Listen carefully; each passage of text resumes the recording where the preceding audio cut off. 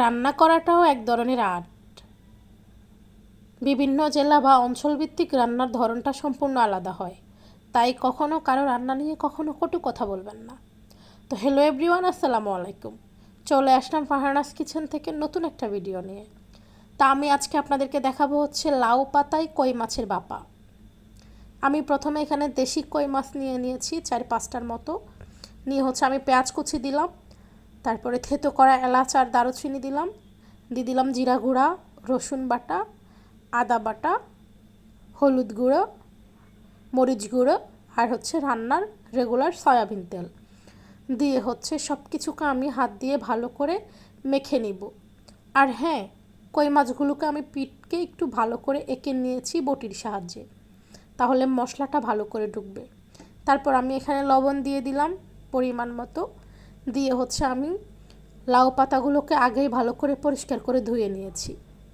লাউ পাতাগুলো একটু কচি দেখে নিয়েছি, যেন লাউ পাতাটাকেও ভর্তা করে খাওয়া যায়, আর অবশ্যই সেটা দেখতে পাবেন।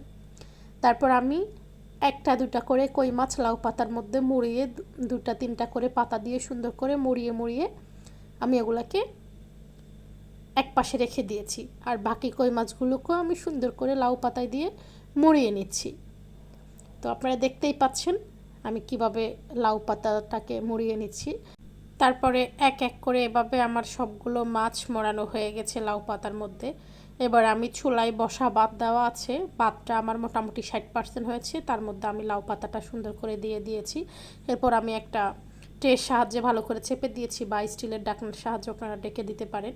তারপর আমার এখানে মরিচ সেদ্ধ, আমি যেই মরিচগুলো ভাতের সাথে উপরে দিয়ে দিয়েছি লাউ পাতার সঙ্গে একসাথে, ওই মরিচগুলো সেদ্ধ নিয়েছি ভর্তা মাখানোর জন্য লাউ পাতা দিয়ে।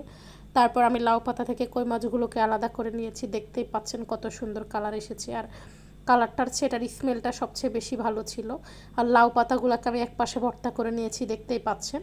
তো এই ছিল আমার আজকে লাউ পাতায় কই মাছের ভাপা।